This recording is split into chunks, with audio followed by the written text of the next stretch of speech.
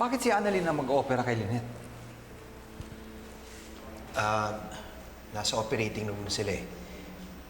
RJ, kaya na ni Annalyn yan. Huwag kang mag-alala. Alam ko. But emotions can get the better of us kahit na anong kakayanan natin. RJ, don't get me wrong, no? Pero, matagal ka na kasi hindi nag-opera eh, di ba? Alam ko naman yan, kaya lang marami akong kakilalang magagaling na doktor na hindi nila kaya operahan ang mahal nila sa buhay. Magaling naman yung anak mo eh. Parang pinagdududahan mo pa siya. Hindi ko siya pinagdududaan. Worried lang ako.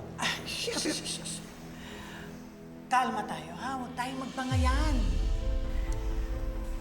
Ipagdasal na lang natin na maging successful yung operasyon ni Annalyn at sa kanyang nanay. At sigurado akong hindi pababayaan ni Annalyn si Lynette. Nasa mabuting kamay si Lynette. Wrong timing lang talaga. Habang abala si Annalyn sa nanay niya, mukhang seswertihin naman si Moira. Yun ang dapat natin problemahin. Hindi papayag si Ate Giselle na makalaya si Moira dahil lang sa statement ni Dax. Excuse me.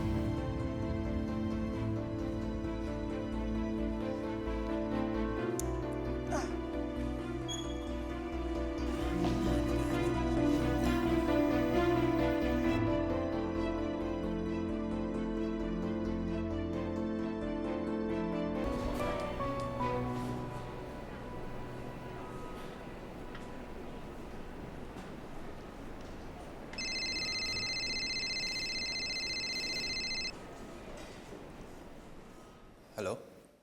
Hello, my dear husband. Moira?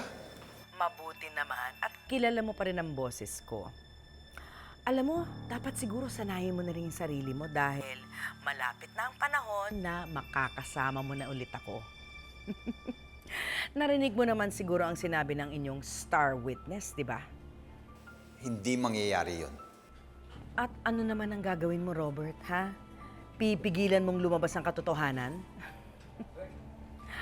I am innocent. Nagsalita na si Dax. Wala akong kinalaman sa nangyari sa papa mo. Alam mo, malapit na ang panahon na makakalaya na ako dito at makakabalik na rin ako sa dati kong buhay. And most especially, makakabalik na ako sa'yo. Hindi ko nahahayaan na maging parte ka ng pamilya ko. May I remind you that I am still your wife. Isa pa rin akong tanyag. Not for long, Moira. Hindi ako makapaghintay na matanggal yung apelyido ko sa pangalan mo. You don't deserve my family name. Robert! You know what? Wala akong panahon sa'yo.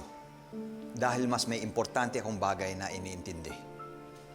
Lynette is in the operating room and she's my priority right now.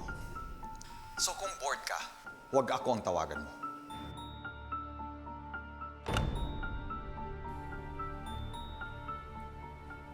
Ino-operahan si Lynette?